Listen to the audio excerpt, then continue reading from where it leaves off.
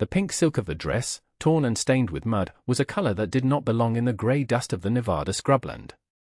It clung to the woman's thin frame, a ghostly remnant of a world 1,000 miles and a lifetime away. Underneath a threadbare gray blanket, she shivered, though the summer day had been hot enough to bake the alkali flats white. The high desert night had teeth, and it was chewing through her flimsy tent, a canvas affair so patched and worn it looked more like a quilt of sorrows than a shelter. She had been left here 3 days ago. Left with a half-empty canteen, a small bag of rice, and a promise that he would return. The water was gone now, and the silence of the wilderness had become a living thing, pressing in on her from all sides. Her name was Mai, and she was beginning to understand that the man who had brought her across an ocean was not coming back.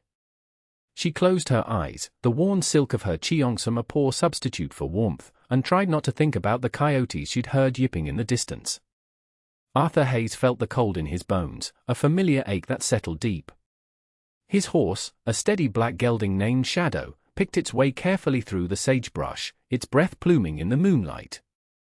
Arthur was riding the long way back to his homestead, checking a line of rabbit snares that had been empty for a week. His own supplies were dwindling, and the credit at the general store in Redemption Creek was stretched thinner than a gambler's promise. He was a poor farmer on a poorer patch of land, trying to wrestle a living from a place that preferred to give up stones and disappointment. He was tired. He was thinking of his dry well and the letter from the land office sitting on his rough-hewn table, a polite but firm reminder of fees he could not pay. He was not looking for another soul's trouble to add to his own. Therefore, when he saw the faint, pale shape of the tent, his first instinct was to steer Shadow wide around it. It was likely a prospector, and prospectors were often desperate, territorial men with little to lose and a quick temper. But as he drew nearer, something stopped him. There was no campfire. No pack mule. Just the small, sad-looking tent and a stillness that felt wrong. Curiosity, a dangerous luxury, got the better of him. He dismounted, his boots making no sound in the soft dust, and approached with caution. He pulled back the canvas flap, and his breath caught in his throat. It was not a grizzled prospector. It was a woman, barely more than a girl, with hair as black as a raven's wing spread across a makeshift pillow of rags. And she was wearing a dress the color of a sunset. My eyes snapped open at the shadow that fell over her. A man stood in the opening of her tent, a silhouette against the star-dusted sky. He was tall and broad, his face obscured by the brim of a worn hat. Fear, cold and sharp, lanced through her. This was it. This was the danger she had been warned about in the crowded rooms of San Francisco, the wild men of this empty country. She scrambled back, pulling the thin blanket up to her chin, her heart hammering against her ribs. The man held up his hands, palms open, a gesture she understood. He said something in his rough, foreign tongue, the words low and calm. He took a step back, giving her space. Arthur could see the terror in her eyes, the way she was coiled like a frightened animal, ready to bolt. He saw the fine bones of her face, the dark smudge of exhaustion under her eyes, and the impossible delicacy of her torn dress. She looked like a porcelain doll someone had dropped in the dirt and forgotten. He knew, with a certainty that settled heavy in his gut, that leaving her here would be the same as leaving her for dead.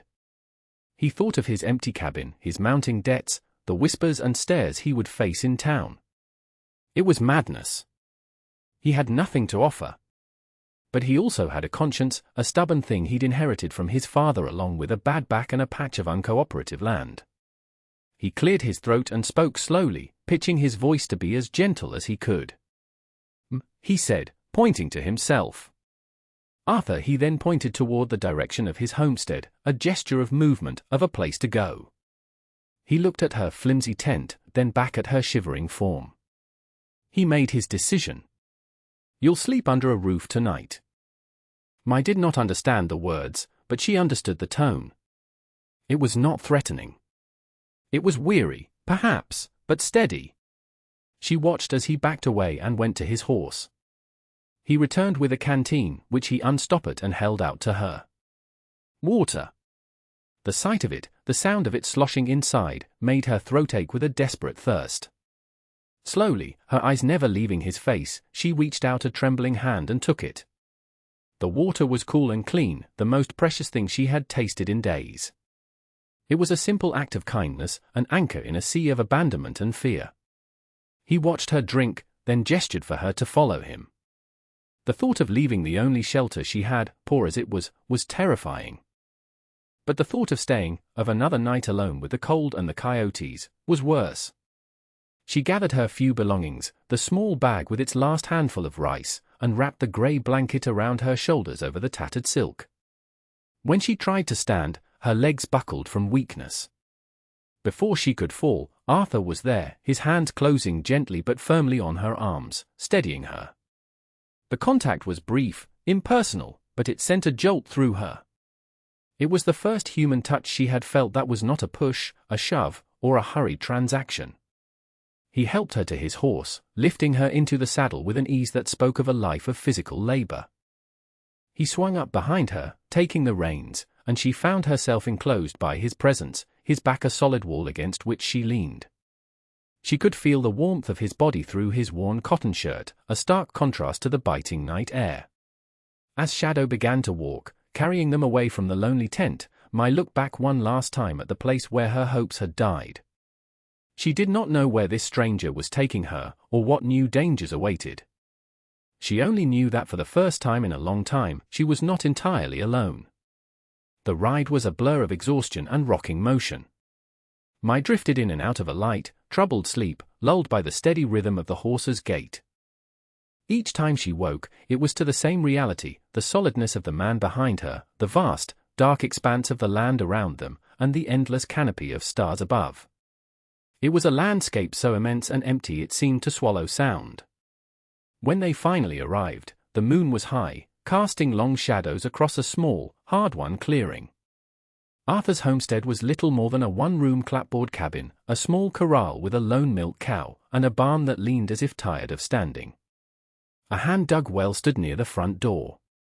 To Mai, who had been promised a fine house with servants in a bustling town, it should have been a profound disappointment. Instead, as Arthur helped her dismount, her feet touching solid ground, she felt an overwhelming sense of relief. The cabin, however humble, had 4 solid walls and a sturdy-looking roof. It was a fortress. Arthur led the horse to the barn, then returned and pushed open the cabin door. He lit a kerosene lamp, and the small interior flickered to life. It was sparse and clean. A narrow cot was pushed against one wall, a rough table and 2 chairs stood in the center, and a small cast-iron stove occupied a corner. There was a shelf with a few tins of food and a small stack of books. It was the home of a man who owned little but took care of what he had. He gestured to the cot. "You can take this," he said, his voice quiet in the small space. He then pointed to the table, and using simple gestures, offered food. Mai watched as he ladled a thick, savory-smelling stew from a pot on the cold stove into a bowl. He placed it on the table with a piece of dark bread. She sat down, her movements stiff and slow. The smell of the stew, rich with potatoes and a little meat, made her stomach clench with hunger. She picked up the spoon and ate, slowly at first, then with a ravenousness that shamed her. Arthur did not watch her. He busied himself by the door, checking the lock, giving her the dignity of her privacy. When she was finished, he took the empty bowl and handed her a cup of water. There was a basin and a pitcher in the corner, and he gestured to it, indicating she could wash. Then, he took a blanket from a wooden chest and headed for the door. He paused, turned back, and looked at her. "You'll be safe here," he said, as if it was the most important thing he could tell her. He then stepped outside, closing the door softly behind him, leaving her alone in the quiet warmth of his home. He would sleep in the barn. The next morning, sunlight streamed through the single window of the cabin, falling across Mai's face. She woke with a start, disoriented. For a moment, she thought she was back in the tent, but then she saw the solid wooden walls, the sturdy table, and felt the relative comfort of the cot. The fear that had been her constant companion for days had receded, replaced by a deep, bone-weary exhaustion and a cautious curiosity. She heard noises outside, the rhythmic clang of a hammer on metal. Peeking through the window, she saw Arthur at a small forge near the barn, mending a broken plowshare. His sleeves were rolled up, revealing strong, sun-browned forearms, and his face was set in concentration as he worked. He was a man accustomed to labor, to fixing what was broken. She wondered if he thought of her as another broken thing he had found and brought home to mend. The thought was unsettling.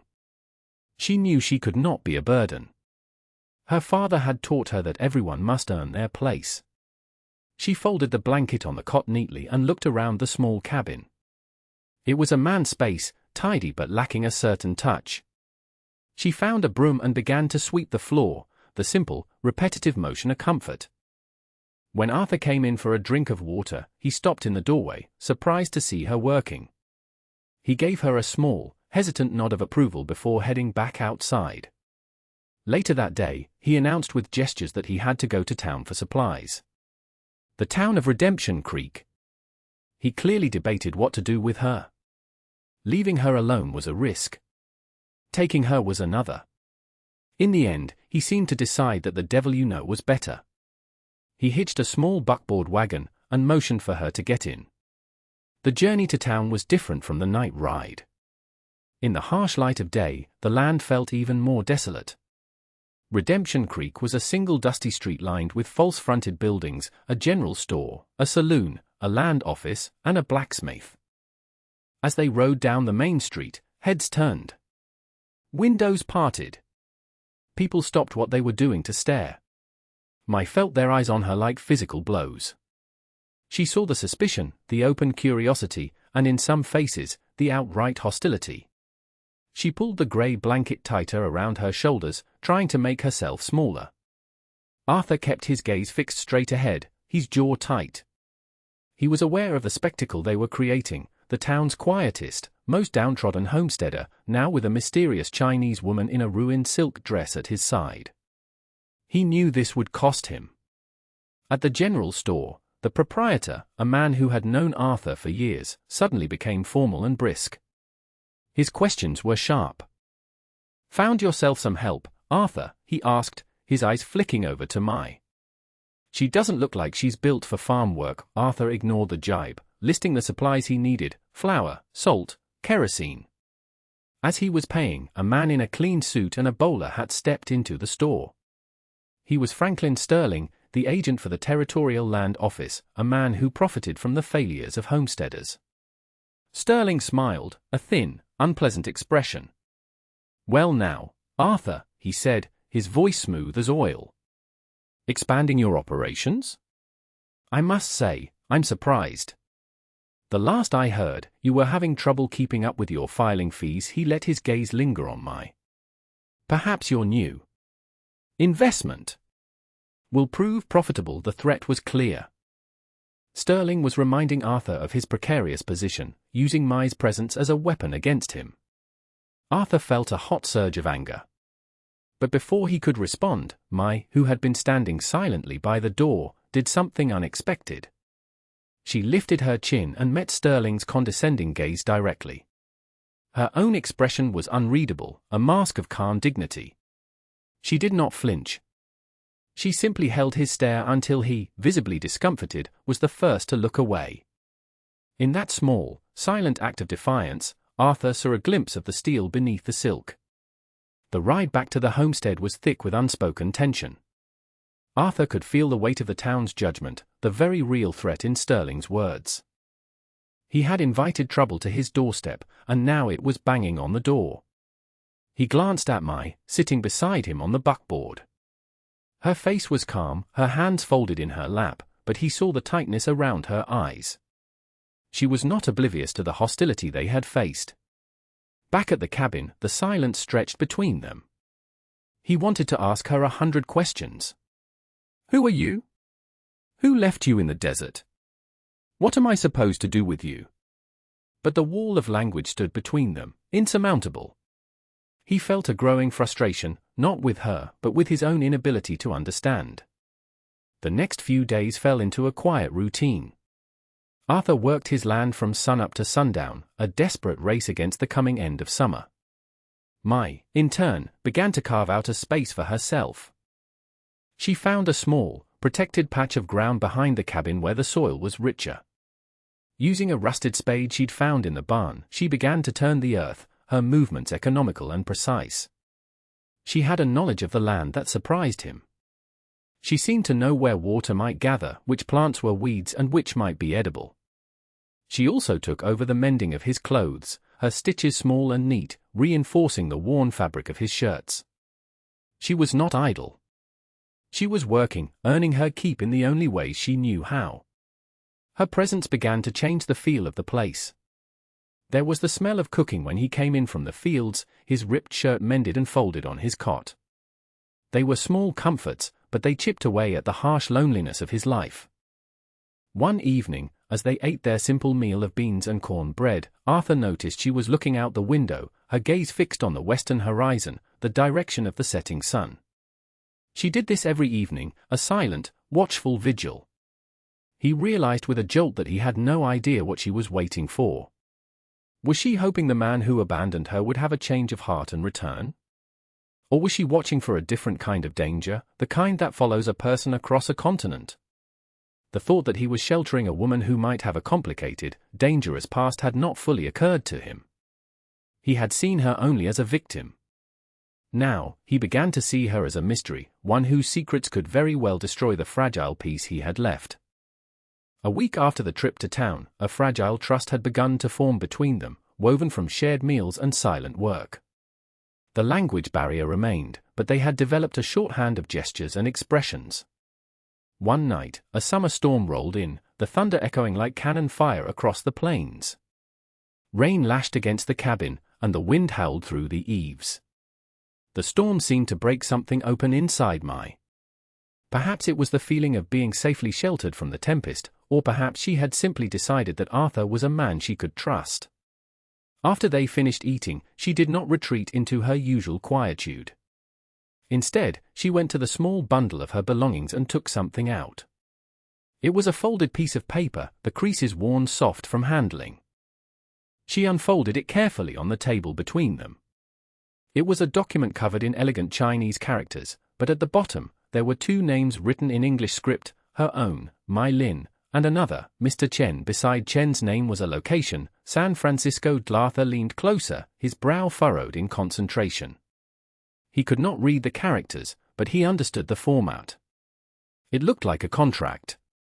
Mai pointed to her name, then to Chen's. She placed her two index fingers together, a universal symbol for a union, a marriage. Then, she shook her head vehemently, a look of profound sadness and betrayal on her face. She began to tell her story, not with words, but with her hands. She drew the shape of a large boat on the table, miming the motion of waves. Then a chugging motion with her arms, the shape of a train. Finally, a bumpy ride, a wagon. She pointed to herself, then to the name as Mr. Chen, and made a gesture of him giving money to another man. She was a transaction. A bride, bought and paid for, to be delivered to a husband she had never met, a wealthy merchant working on the railroad, she had been told. But then her gestures changed. The wagon stopped. She pointed to the empty desert outside. Mr. Chen had pointed, told her to wait, that her husband would come for her here. He had driven away, leaving her in the tent. He never came back. Arthur listened, his gut twisting into a cold knot. The story, pieced together from her silent performance, was uglier than he had imagined. She was not a runaway or an outcast. She was human cargo, abandoned when the deal soured or the buyer disappeared. His pity for her began to curdle into a slow-burning rage directed at the faceless Mr. Chen. He looked at the contract again, then at Mai's tired, earnest face. He reached across the table and placed his rough, calloused hand over her small one where it rested on the paper. It was a simple, instinctive gesture of comfort, of solidarity. Mr. Chen, he said aloud, testing the name. It felt vaguely familiar. He had heard it before, whispered in town in conversations about land speculation and the hiring of Chinese labor gangs for the railroad expansion. The man who had left her to die in the desert was not some distant ghost in San Francisco. He was connected to this place. The danger was not in her past. It was right here, in Redemption Creek. The realization had barely settled when, 2 days later, the danger rode right up to their door. 2 riders approached the homestead in the late afternoon sun, kicking up a plume of dust. One was Franklin Sterling, the land agent, looking smug in his town clothes. The other was a well-dressed Chinese man in a Western-style suit, his face a mask of polite indifference. He was slender and moved with a fluid grace that seemed out of place on the rugged frontier. As they dismounted, Arthur felt a cold certainty grip him. He stepped out of the cabin, positioning himself in front of the door, his rifle held loosely in one hand. Mai appeared in the doorway behind him, and when she saw the second man, she went rigid, a small, sharp intake of breath the only sound she made. The man was Mr. Chen. "Good afternoon, Mr. Hayes," Chen said, his English perfect, without a trace of an accent. He ignored Mai completely, as if she were a piece of furniture. "My associate, Mr. Sterling, informed me that you had come across some misplaced property of mine. I've come to collect it." Arthur's hand tightened on the rifle. "She's not property." Chen's smile was thin and cold. "A legal fine point. She is, however, under contract to me. A simple business arrangement that has become complicated. I am prepared to offer you $100 for your time and trouble in looking after her." $100. It was more money than Arthur had seen in a year. It would pay his debts, buy seed for the spring, fix his well. It was a lifeline. All he had to do was step aside. Sterling stepped forward, holding a piece of paper. "It's all perfectly legal, Arthur. A labor contract. Valid in this territory. You're interfering in a business matter that could have serious consequences for your land claim." The threat hung in the air, heavy and suffocating.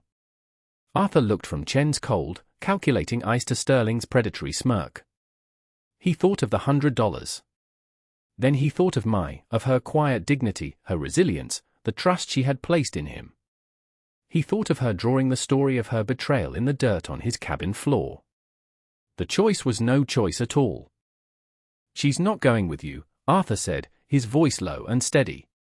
Chen's polite facade finally cracked. A flicker of irritation crossed his face. "Do not be a fool, farmer. This woman is nothing to you.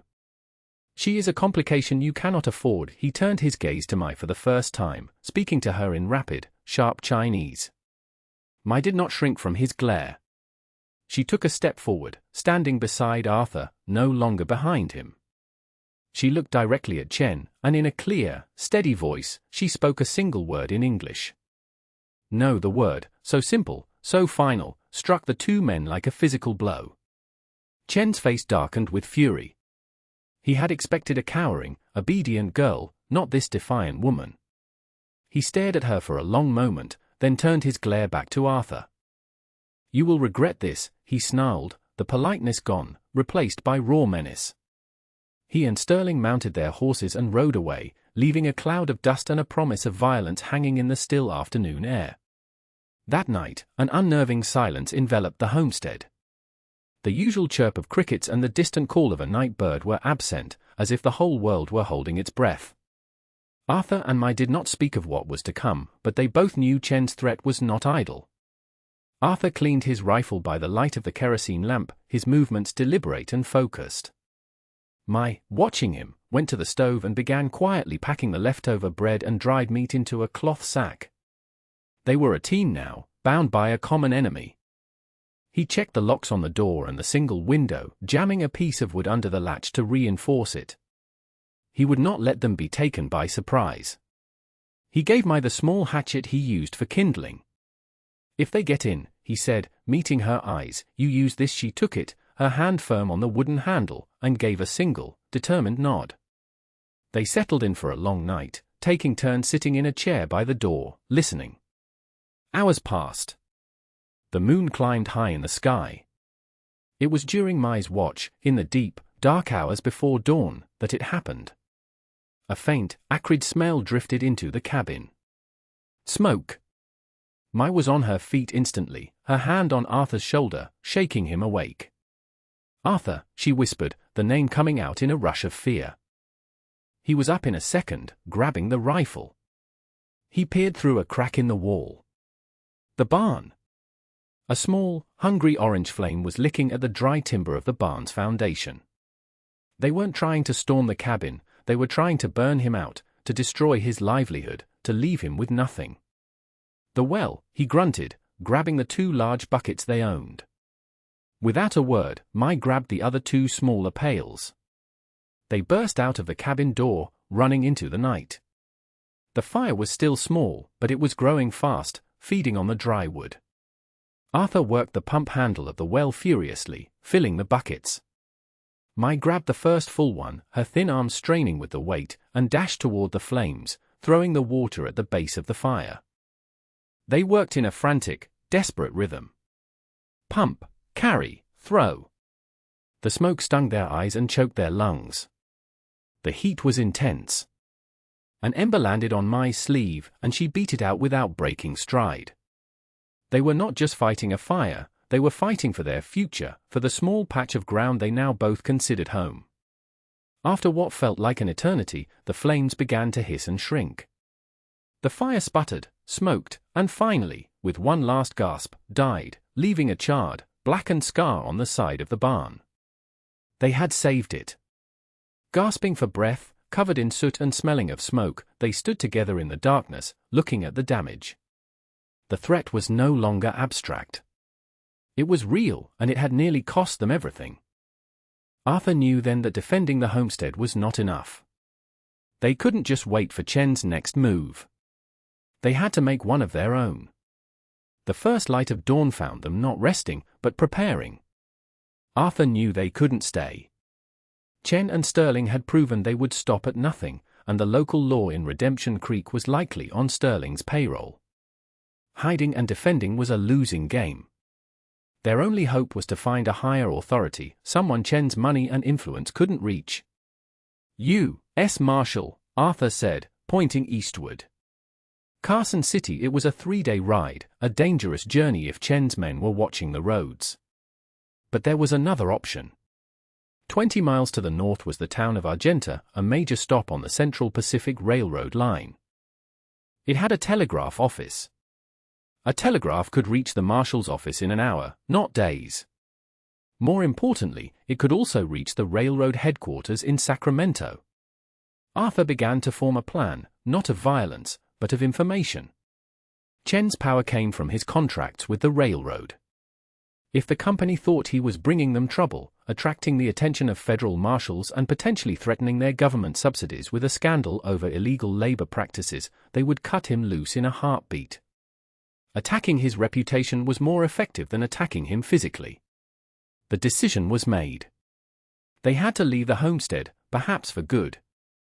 They packed light, the food Mai had prepared, a spare blanket, Arthur's rifle, and the small amount of cash he had hidden under a floorboard.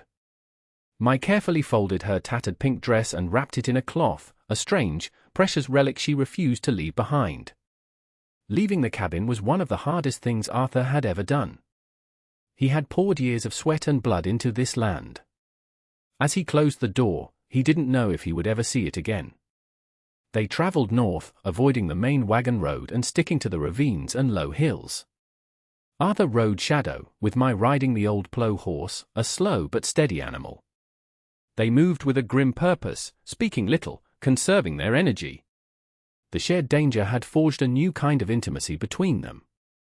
They no longer needed words to understand each other's fears or resolve.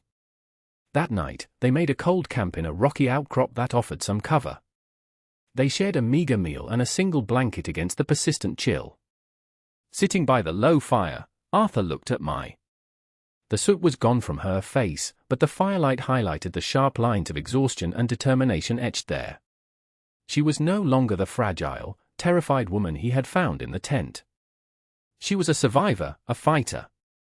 He realized, with a clarity that surprised him, that his fight was no longer just about his land or his principles. He was fighting for her. He was fighting for the quiet, steady partnership they had built in the face of hostility and violence. He had offered her a roof for one night, and in return, she was showing him what it meant to build a home worth defending. They reached Argenta on the second day. The town was a noisy, bustling hub of activity, a stark contrast to the sleepy malice of Redemption Creek. The constant shriek of train whistles and the clang of hammers from the rail yard filled the air. Here, they were anonymous, just two more faces in a crowd of travelers, miners, and railroad workers. Their first stop was the telegraph office. Arthur carefully wrote out 2 messages, his hand unaccustomed to holding a pen. The first was to the Deputy U.S. Marshal in Carson City. It was brief and to the point: illegal labor contract, fraud, and attempted arson by Mr. Chen and Franklin Sterling of Redemption Creek. Witnesses at Hayes Homestead. Request immediate assistance. The second telegram was to the Central Pacific Railroad Legal Department in Sacramento. This one was more cunningly worded, inquiring as to the legality of labor contracts issued by your agent Mr. Chen in the Nevada Territory. Potential for federal inquiry. Concerned citizen. He paid for the messages with a significant portion of his remaining cash. As the telegraph operator's key began to click, sending his words out across the wires, Arthur felt the first flicker of hope. Now, they had to wait. They found a room in a cheap, clean boarding house near the train station. It was the first time I had been inside a proper building since arriving in America, other than Arthur's cabin. The room was small, with a real bed and a window that looked out over the busy street. For a few hours, they could almost pretend to be normal people, resting from a long journey. The pretense was shattered late that afternoon. There was a sharp knock on their door. Arthur opened it to find Chen and Sterling standing in the hallway. A cold dread washed over him. They had been found. "You are a remarkably foolish man, Hayes," Chen said, his voice dangerously soft. He pushed his way into the room, Sterling following behind him. "Did you really think you could run from me?" Sterling smirked. "There's nowhere to go where we can't find you. We have friends in this town, too." Chen's eyes fell on Mai, who stood by the window, her face pale but resolute. "You will come with me now," he said to her in Chinese. "This nonsense is over." But as he took a step toward her, another door down the hallway opened. A tall man with a weathered face and a star pinned to his vest stepped out. He was holding a cup of coffee, and he looked annoyed by the commotion. "Gentlemen," the man said, his voice a low drawl that cut through the tension. "Is there a problem here?" Sterling's face went white. Arthur recognized the authority in the man's bearing even before he saw the badge. It was a Deputy U.S. Marshal. "No problem, Marshal," Sterling stammered. The Marshal's eyes narrowed, moving from Chen's expensive suit to Arthur's worn farm clothes. "My name is Chen," Chen said, trying to regain his composure. "This is a private business matter, Chen," the Marshal said, his eyes lighting with recognition. "I've been hearing that name a lot lately. Seems a telegraph message about you just came in from Carson City. Something about fraud. And another one came down the line from Sacramento. The railroad seems to think you've been making them look bad." The color drained from Chen's face. He had walked directly into the trap. The Marshal set his coffee cup down on a nearby table. "I think you and I," he said, his gaze locking onto Chen, "are going to have a long talk." 6 months later, the first signs of spring were beginning to touch the high desert. Patches of pale green grass pushed up through the hard-packed earth, and the air had lost its winter bite. Arthur's homestead was transformed. The charred patch on the barn had been repaired with new timber. The field had been plowed and planted, the neat rows a testament to a hopeful future.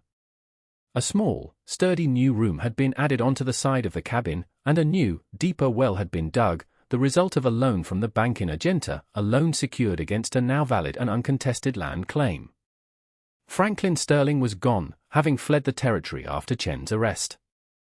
Mr. Chen himself was awaiting trial in a federal court, his assets frozen, his network of corruption dismantled by a U.S. Marshal who had been looking for an excuse to investigate him for months. Arthur's telegram had been that excuse. Inside the expanded cabin, Mai hummed a quiet tune as she kneaded dough on the kitchen table. She no longer wore the tattered silk dress. It was carefully folded away in a small wooden box, a single square of the pink fabric kept as a reminder. Now she wore a simple, practical dress of blue calico she had sewn herself. Her garden behind the house was flourishing, a mix of potatoes and beans alongside bok choy and snow peas grown from seeds she had ordered from a merchant in San Francisco. After Chen's arrest, her testimony had been crucial. The law, for once, had been on her side. As an unmarried woman who had been the victim of a crime, she was granted a degree of independence and standing. With Arthur's help, she had filed her own homestead claim on the adjacent parcel of land, their two properties now joined, a single, larger farm. They worked together. Arthur came in from the field, stamping the mud from his boots. He was leaner than before, but the worried, haunted look was gone from his eyes. He watched her for a moment, the easy, familiar way she moved about the space that was now their home. He was still a man of few words, and she was still learning his language, but they understood each other perfectly. He had started teaching her to read and write in English, and she, in turn, had taught him things about the land he had never known, ways to conserve water and enrich the soil. She looked up and smiled as he entered. He went to the water basin to wash his hands, the silence between them comfortable and deep. He looked out the window at their joined fields, at the promise of a harvest. He thought of the night he had found her, a fragile splash of color in the gray wilderness. He had offered her shelter, a simple act of decency, and in doing so, had found the one thing he never knew he was looking for. He came and stood beside her at the table. He didn't say any of the grand, poetic things he sometimes thought. He was a farmer, and his language was the land. "The well is holding steady," he said. "The new pump is strong." I reached out and put a light dusting of flour on his nose, her eyes crinkling at the corners. "Good," she said, her English soft but clear. "We will have a good year," he nodded, a slow smile spreading across his face. Together, they would. And that brings us to the end of this one. If you stayed with me all the way through, thank you. Stories like this one only get told because folks like you sit down and listen. If you liked what you heard, go ahead and hit that like button. And if you want more stories from the old frontier, subscribe so you don't miss the next one. Until then, take care of yourself, and thanks again for being here.